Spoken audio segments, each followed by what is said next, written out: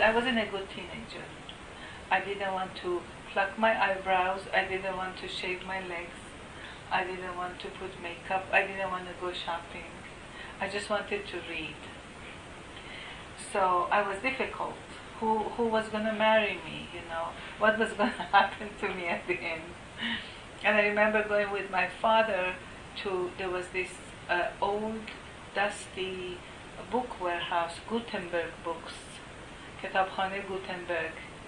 It was in the market. They sold china, cups for teacups and things. And it was a warehouse, had stacks of books, all translations from Russian, from French, from English. There were Iranian novels, and you could buy books by the kilo. And that was a place that I loved to go. I just have to tell you, I came to this country not for money, not for streets paved in gold. I came for love. So when I was in Jerusalem, and I got a gift ticket to come visit my brother in Milwaukee, and I met this man. We were in Palo Alto. We moved 7 times in 10 years before we got this house. So I have lined many kitchen shelves in my life. I didn't know any Iranians actually here. People ask me, do you know the Jewish community? Do you know I didn't know anybody. I think I found my own people, like my own people of the heart. I do more with my Native American Indian friends than I do for Rosh Hashanah. I have the same feeling when I go to the drumming ceremonies. I go every year to Zuni, New Mexico. The chanting and the drumming, or when I go to a Catholic church, or the high holy days that I remember I don't go anymore. It's kind of the same space. Well, I think to be on the edges. I was for many years. I had a lot of grief and sorrow about being on the edges, of not belonging neither here nor there. If I go to Iran, probably wouldn't understand. I don't understand the culture. I don't understand so many the new language maybe, or the bureaucracy, and here it's the same, you know. And I don't understand. I'm not good in understanding the systems.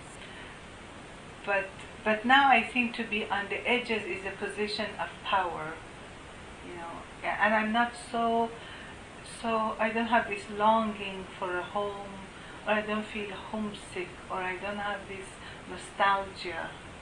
I feel like my home is in my heart, and this moment where I go, this is my home.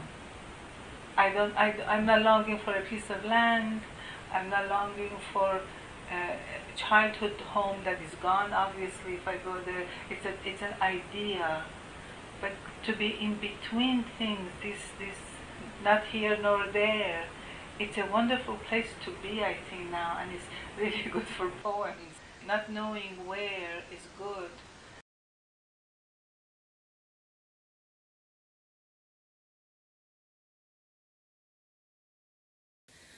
No school for children in a time of war. O wind, O childhood, O bridges of tears breaking under my eyelids. Adonis. Her mother told her not to carry anything, not her toy and not her book, that her hands must be free to hold other hands on the walk in the dark among olive trees. Now in the sand-swept camp, with sand in her eyes, on her eyelashes, and more sand under her fingernails, she draws with her finger on the desert, a house or a stone. Who has the key to her house? Is she practicing her alphabet, her name? Oh, little Zainab, with no bells on your eyelids, I wish to tell you, Adonis, I know by heart.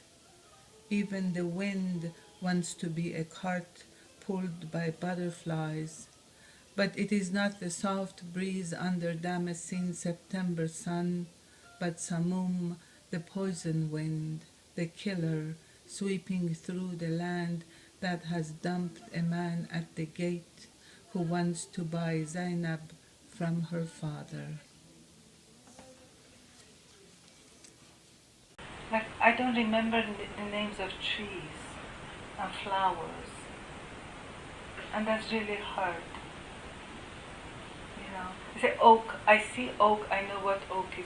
I have to think what is oak in Farsi, Persian, or what is that is really hard for me. You forget the names of trees and flowers and birds. I don't know how else to say. And the landscape of your childhood is always with you. It never leaves you. I know that, but I have lost the names or the words for it. I think the thing that I was glad to give up, or I still am, I'm kind of evolving, is that sense of oppression of women or self-sacrifice. If that makes sense, you know, that you. I mean, it's not enough to save the universe. You are part of the universe too, and we forget that.